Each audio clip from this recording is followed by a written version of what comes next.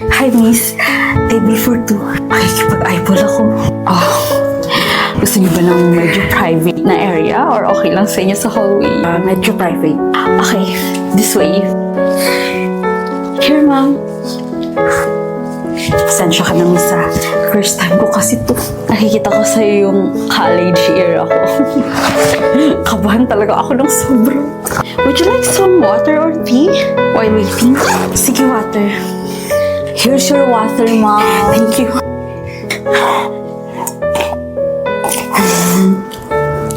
Pasensya ka naman sa kinakabahan kasi talaga ako. It's normal. It's okay. First ever meet up ko to sa isang lalaki.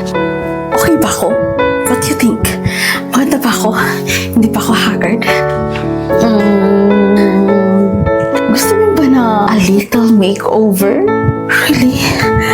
Come on! Alin dito yung feeling mo komportable ka? Mas maganda to. Dalagang dalaga. Okay. Okay ba? Oo. Parang laki ng joke ako dito. No. It's okay. Bagay sa'yo. Earring. Ay, teka, anong pangalan mo ulit?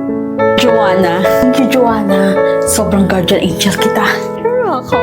Susubukan mo nang makipag-eyeball. Kung ano yung nararamdaman mo ngayon, naramdaman ko na yan noon. Lalaki din ba yun? Yun din ang napangasawa mo? Yes. Kaya lang, last year, lumabog yung pampasaherong barko na sinasakyan niya. Sorry. It's okay. Buhok mo na lang tsaka lipstick. Sobrang ganda mo. Ang ganda ko. So ano, tara na. Baka mamaya nandiyan na siya. So paano ba yan? Tawagin mo ako kapag may kailangan ka, ha? Joanna, may cancer ako. Tinalingan ako ng doktor. 6 months na lang ang itatagal ko dito sa mundo. At isa na ito sa bucket list ko. Subukang makipag-eyeball bago ako mamatay.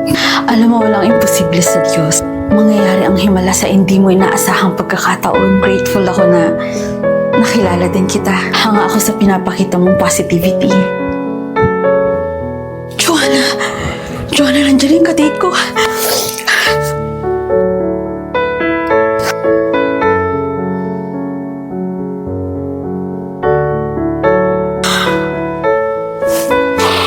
Para kayong nakakita ng multo dyan.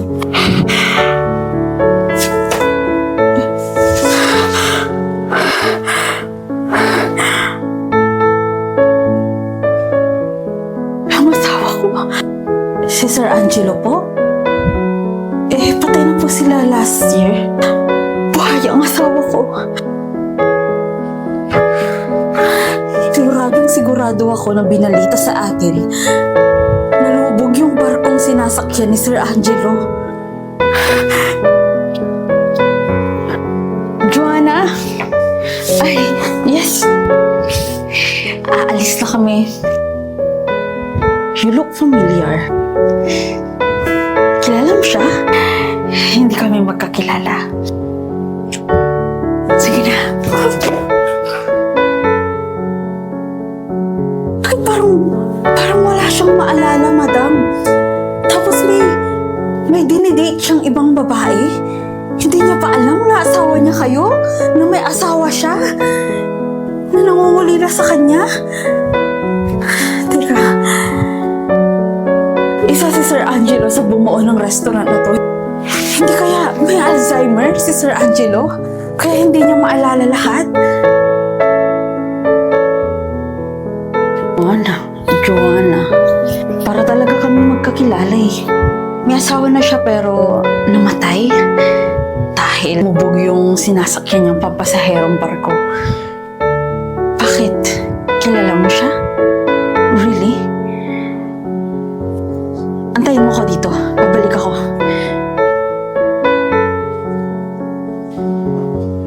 Joanna?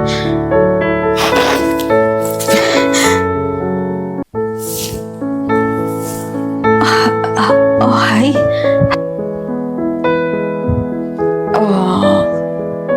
Sigurado ka ba hindi tayo magkakilala? Meron ka bang picture ng namayapa mong asawa? Ipapakita ko sa'yo sa ibang araw. For now, enjoy nyo muna yung date yung dalawa. Malapit na rin kami mag-close. Thank you for dining with us.